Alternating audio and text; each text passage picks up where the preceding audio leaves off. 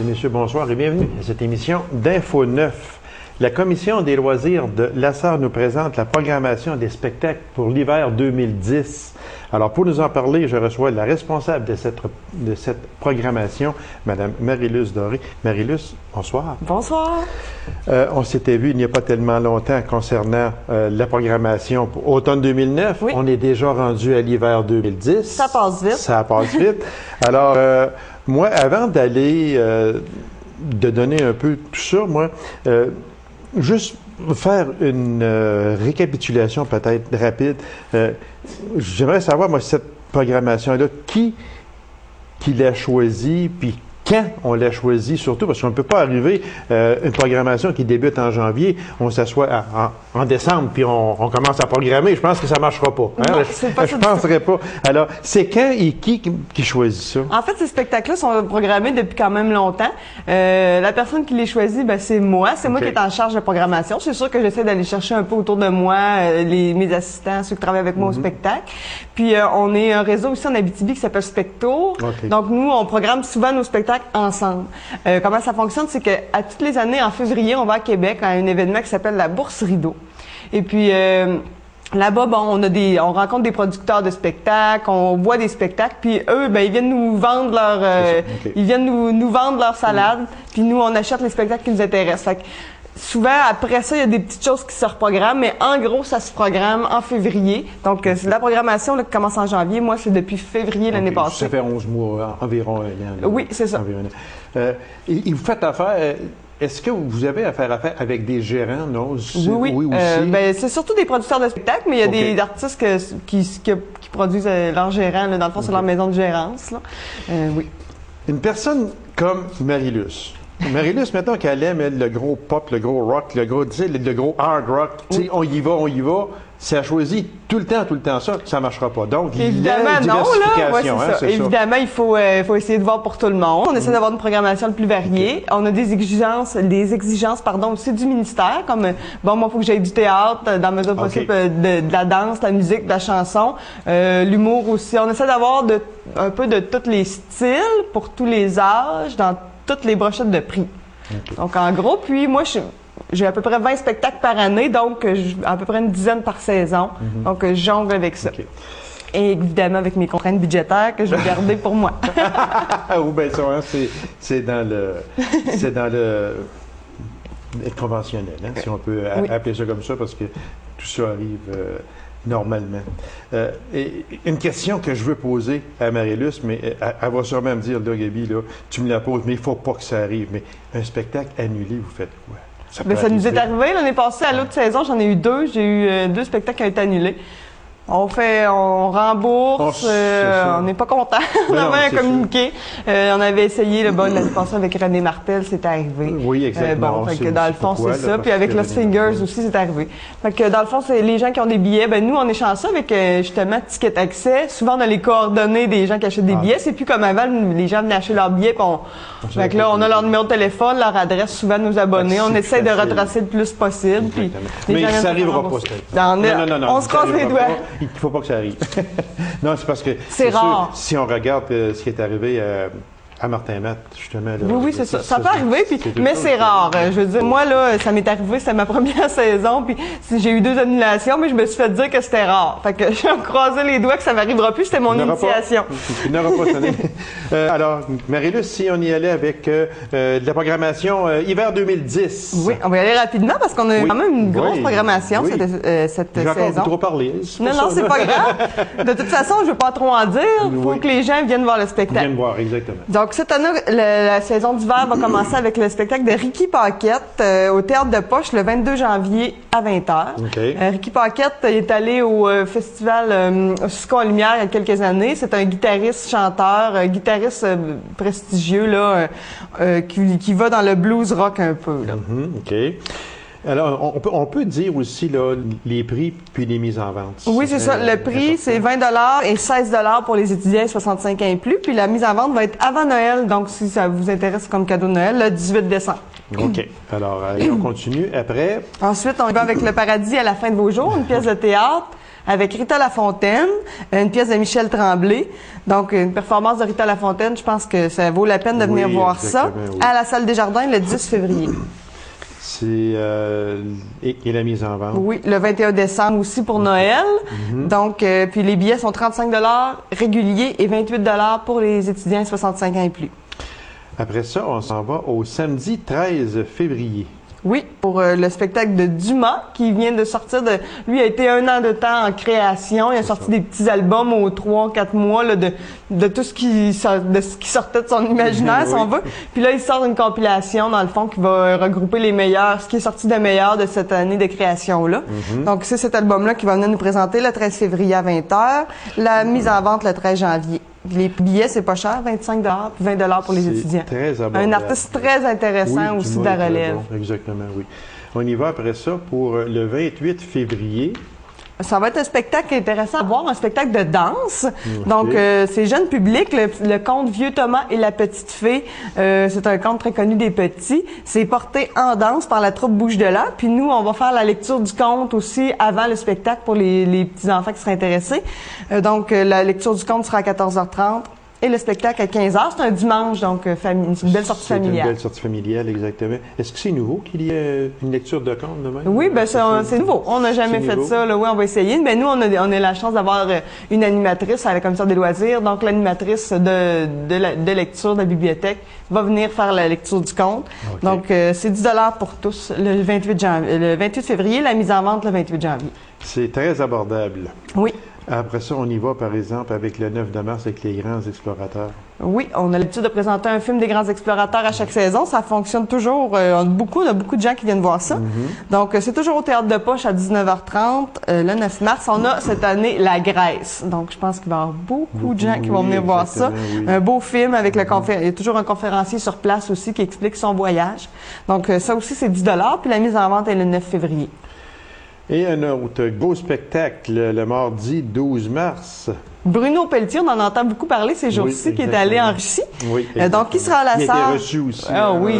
Espérons qu'on va le recevoir avec autant Je suis persuadé. de chaleur. Donc, le 12 mars à 20h à la salle des Jardins. La mise en vente est le 12 février. 38 $ et 30 $ pour étudiants. Et on dit qu'il fera un survol de ses 25 ans de carrière en présentant ses plus grands succès. Ça va être... Déjà 25 ans, c'est... Ça passe vite. Oui, c'est ça qu'on l'a dit, oui. Il n'y a pas longtemps, on parlait de la programmation d'automne. Exact. On est rendu à la programmation d'hiver déjà. On y va maintenant avec le 19 mars. On va voir à la Sarre les Cowboys fringants. Donc, ça fait quelques années qu'ils ne sont pas venus. Ils étaient venus plusieurs fois, là, au moins 2 fois à Sainte-Germaine. Donc, le 19 mars à 20h. Viennent nous présenter leur nouveau CD L'Expédition, puis ils avaient présenté aussi Sur un air de déjà vu. Donc, des succès des Cowboys fringants, toujours aussi énergiques. C'est en vente avant Noël, le 22 décembre. Donc, 25 $ et 20 $ pour les étudiants 65 ans et plus. Quand on parle ici dans le programme pour les Cowboys fringants, 4 ans après la grand-messe, ça a été tout un succès. Oui, oui. Ben, je pense qu'il n'y a pas eu un album des Cowboys fringants qui n'a pas été un succès. C'est vraiment énergique. Puis on avait de la demande de les avoir à la salle. C'est un vendredi soir, donc on invite aussi les étudiants qui seront là pour la fin de semaine. On est rendu maintenant au 8 avril. Déjà le 8 avril, une autre pièce de théâtre, Fait pour s'aimer. C'est avec les acteurs Henri Chassé et Daniel Proulx qu'on voit présentement dans Aveux. Oui, donc, une pièce un peu... c'est une comédie romantique. Donc, c'est ça, Fait pour s'aimer. En vente le 8 mars. 35 $ les billets et 28 $ pour les étudiants 65 ans et plus. Quand on regarde les mises en vente versus le spectacle lui-même, on regarde... Puis on s'aperçoit que c'est toujours un mois. Pas mal toujours, à part justement là, les spectacles ciblés qu'on fait comme vente avant Noël. Oui, exactement. Là, on en a parlé à la date un peu, mais je vais vous les rappeler à la fin. C'est ça, exactement. C'est toujours pas mal un mois avant. Okay. Vous pouvez voir sur le Ticket Accès, toutes les dates sont là, dans le dépliant. Donc, à la Maison de la Culture, on en a aussi. Parce que si on a passé la date de la première mise en vente, ça ne veut pas dire qu'il reste plus de billets. Non, pas du tout, pas du tout. Ça se vend pas toujours la journée même. Là. Non, c'est rare, là, quand il y a des gros spectacles d'humour ou un spectacle vraiment chanson qu'on n'a pas vu depuis longtemps. Mais non, habituellement, même des fois, il reste encore des billets, je voulais le dire. Des fois, il reste des billets le soir du spectacle. Des fois, si vous ça vaut la peine de juste de venir voir là, à la salle des jardins. Puis des fois, il nous reste encore des billets. Là, ils sont disponibles à la billetterie jusqu'à 5 minutes avant le spectacle. L'OSR qui nous arrive le 10 avril. Oui, annuellement, ils nous présentent leur spectacle de l'Orchestre symphonique régional. Donc, cette année, avec chœur, donc c'est encore plus intéressant à voir. Oui. Le 10 avril à 20h. Le spectacle est 25 $ pour tous, puis la mise en vente sera le 10 mars. Boom Rock le Québec. Boom qui revient en force. Oui, son album est excellent. Oui. Je l'écoutais en m'en venant, justement. Ah oui? Ouais, petite anecdote. Et puis, c'est ça, il reprend des succès des années 90, même jusqu'à aujourd'hui, là, des extraits des succès québécois, donc de rock. Il va venir nous présenter ces chansons-là, puis certainement certains de ses succès à lui-même. Oui. Donc, le 15 avril, c'est un jeudi à 20h. La mise en vente un mois avant, le 15 mars, 35 $ et 28 $ pour les étudiants. Et Mario Jean, qui vient le 22 avril. Oui, Mario Jean, ça faisait longtemps qu'on ne l'avait pas vu. Ça faisait un petit bout de temps, oui. Le 22 avril à 20h avec un nouveau spectacle Gare au Gros Nounours. Puis ça va être, c'est ça, les ventes sont aussi avant Noël, le 23 décembre. Donc, si vous voulez offrir comme cadeau, 38 $ et 30 $ pour les 65 ans et plus les étudiants. Et le vendredi 30 avril, Sylvain Larocque. Un autre humoriste pour terminer la saison, mais au théâtre de poche, dans un contexte un peu plus intime. C'est ça. Donc, 30 avril, 20h, 30 mars, la mise en vente, 32 $ et 26 $ les billets.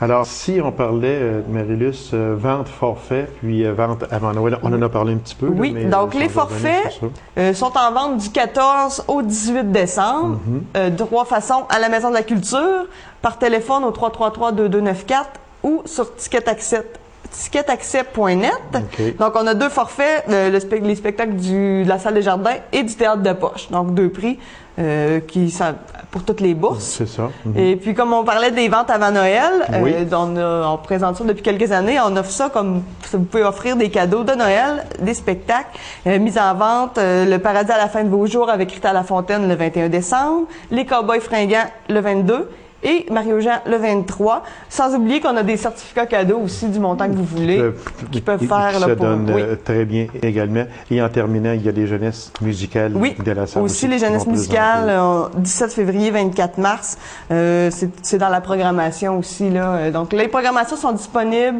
à la Maison de la Culture au comptoir, où on en a aussi, comme je n'arrête pas de le dire, sur ticketaccès.net aussi. Tout est là. Puis vous pouvez acheter vos billets en ligne. C'est ça, exactement. C'est bien fait et très clair. Alors, c'est encore une fois une belle brochette pour l'hiver 2010. Donc, on ne s'ennuiera pas. Fait qu'on on va dire au gros froid d'hiver qu'on n'a pas besoin d'eux autres parce qu'on veut sortir en famille. Oui, on en a pour tout le monde. C'est ça, exactement. Et puis, il y a des spectacles, un spectacle entre autres, comme on disait ici, là, le 10, Vieux Thomas et la Petite Fée. Un spectacle... en famille, puis on va présenter aussi un spectacle en scolaire aussi. Il n'est pas dans la programmation, mais on présente aussi des spectacles toujours en scolaire pour les écoles. Marilus, merci infiniment. Puis, ça fait toujours plaisir. Belle brochette, on ne le dira jamais assez. Puis, vous avez fait encore une fois un travail vraiment formidable et on vous souhaite tout le succès possible. Merci beaucoup. C'est moi qui vous remercie. Alors, courte pause, mesdames et messieurs, et on vous revient immédiatement après. Restez avec nous.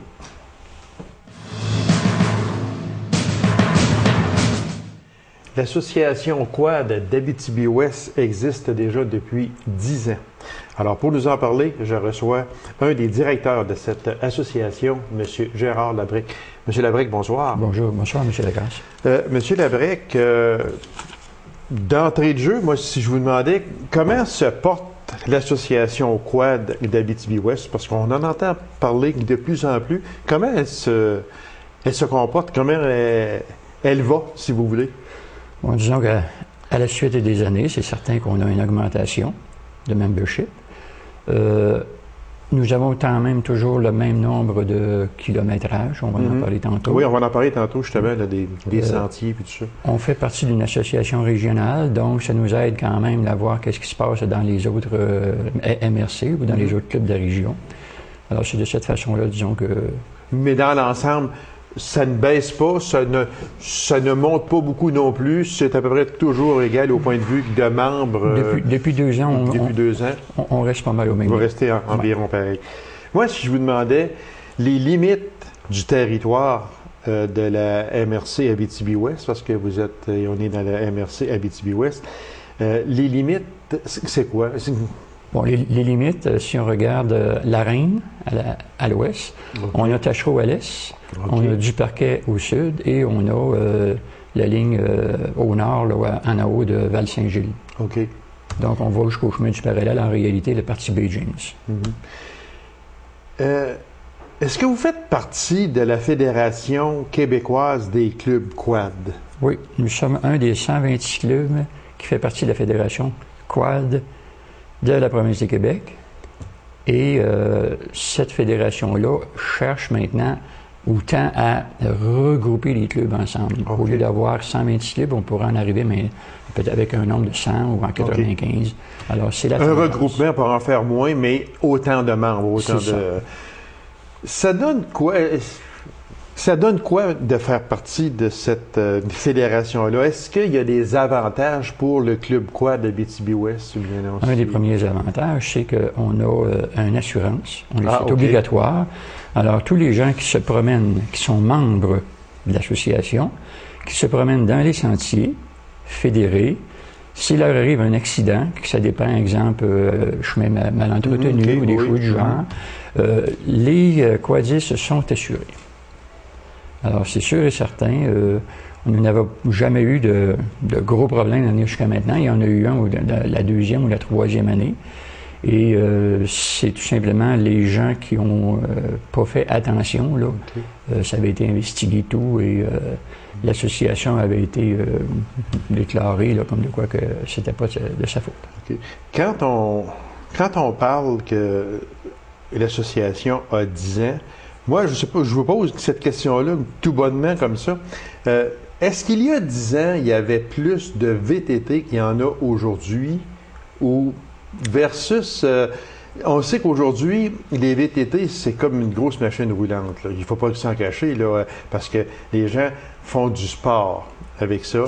Les gens font des randonnées. On va le voir tantôt là, avec les sentiers et tout ça. Donc, les gens, ça part très souvent un couple. Puis, on est confortable. On s'en va là-dedans. Versus, il y a 10 ans passés, les sièges n'étaient pas ce qu'ils sont aujourd'hui. Okay. Donc, faire une randonnée de, je sais pas, moi je dis 100 km, ça se pouvait presque pas parce que l'inconfort était là. Est-ce qu'il y a une diminution de VTT, mais ils sont beaucoup plus performants en ce sens? Moi, je parle pas de performance, rapidité, parce que vous autres, c'est pas ça du tout, du tout. Est-ce que, mais au point de vue de sécurité et au point de vue confort? Bon, si on regarde en 2004, il y avait eu une étude de fait, il y avait 3400 VTT. Alors, ce qu'on comprenait les 3 roues et les 4 roues, là, okay, oui. pas en province, mais au niveau de l'Abitibi-Ouest. Mais ils s'en vendent d'année en année, ça augmente, c'est sûr. Et depuis qu'on a ce club-là, l'association Quad, les gens, à un moment donné, sont intéressés, ils viennent voir qu'est-ce que c'est. C'est pas toujours, les gens viennent pas toujours, puis restent là pendant 8-10 ans. Ils viennent essayer ça une année, 2 années, et à un moment donné, ils regardent et ils disent « Ah, je suis moins bien intéressé », ou encore les nouvelles familles, les petits-enfants, ces choses-là, ils viennent, puis après ça, bon, 2 ans, 3 ans, tout d'un coup, hop, on les revoit, qu'ils redeviennent membres. Question confort, c'est sûr que à partir du mois de juin de cette année, le siège rapporté est, sans dire obligatoire, mais est accepté par la Fédération. Okay.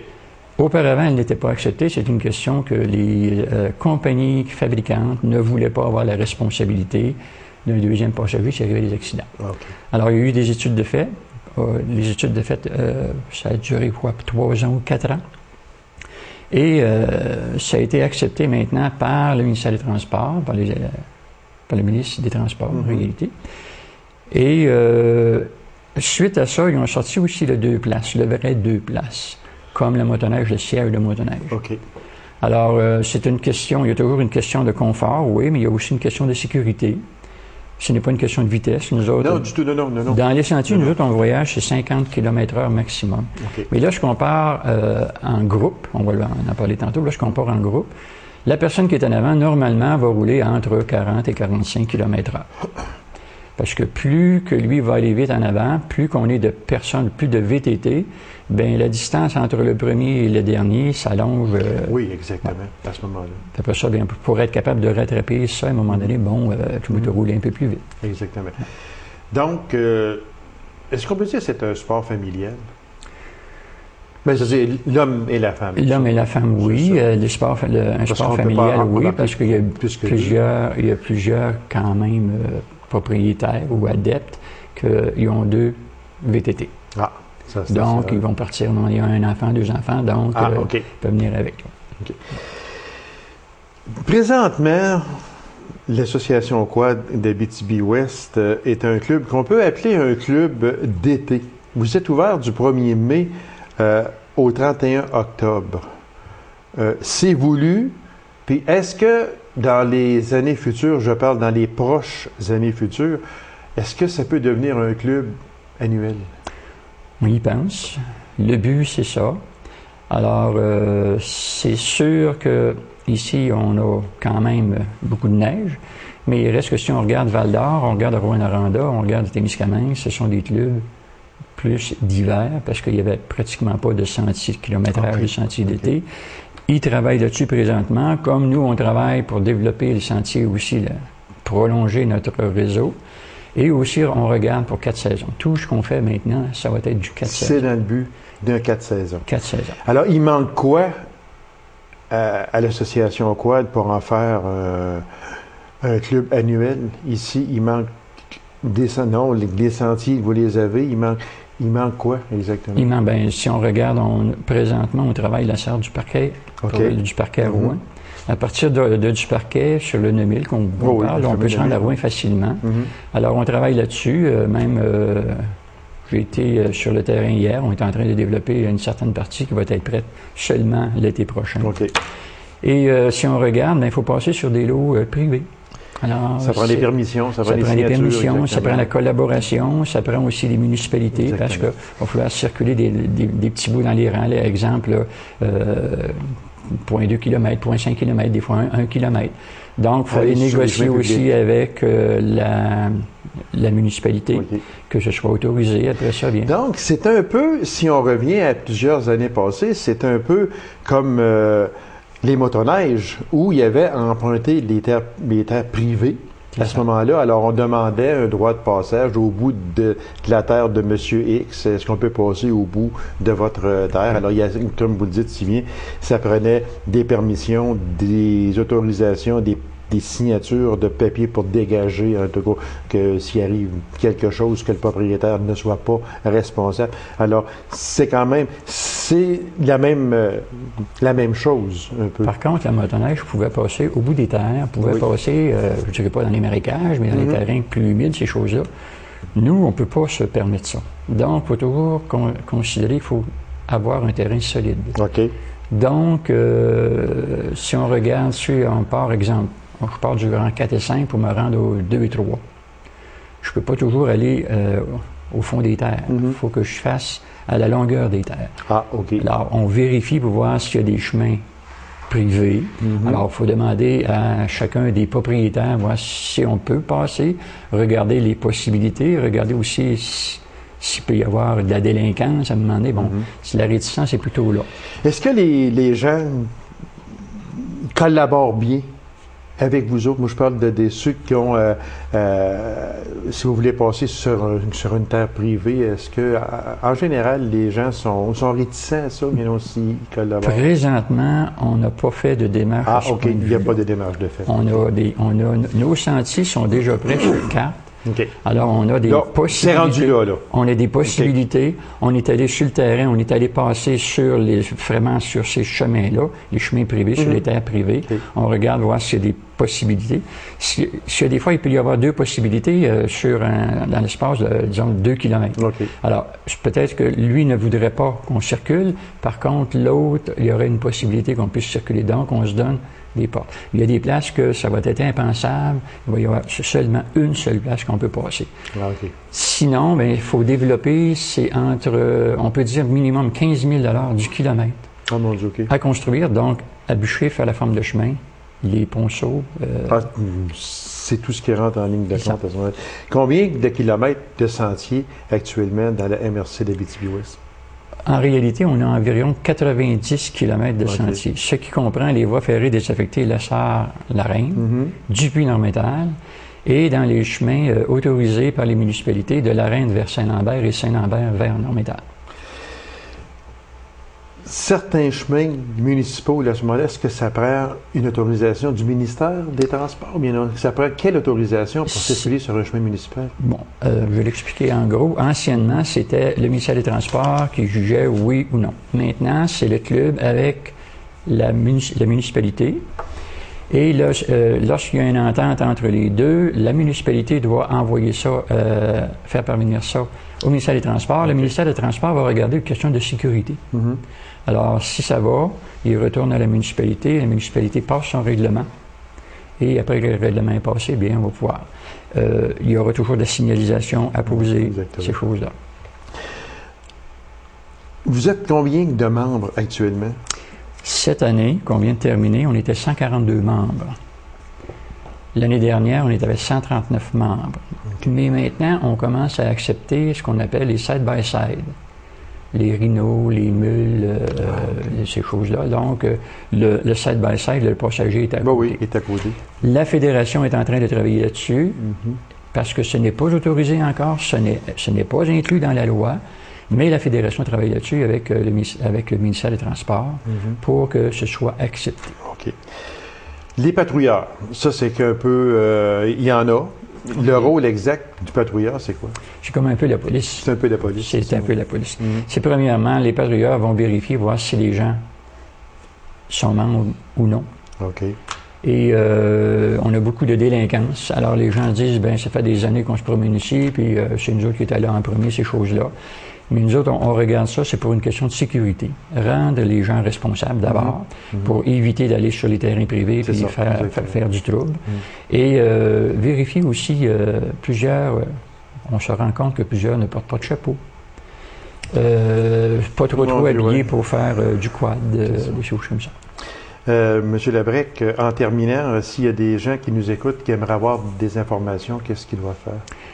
Premièrement, ils peuvent toujours me contacter au numéro 819-333-2777. Okay. Il y a l'adresse du club, une adresse Internet qui est sports.motorisé @hotmail.com. Monsieur Labrec, merci infiniment, puis bon succès au Club Quad d'Abitibi-Ouest et bon succès à vous également. Bonjour, merci. C'est moi qui vous remercie. Alors, mesdames et messieurs, merci d'avoir été là et on se donne rendez-vous à une prochaine émission d'Info 9. Au revoir.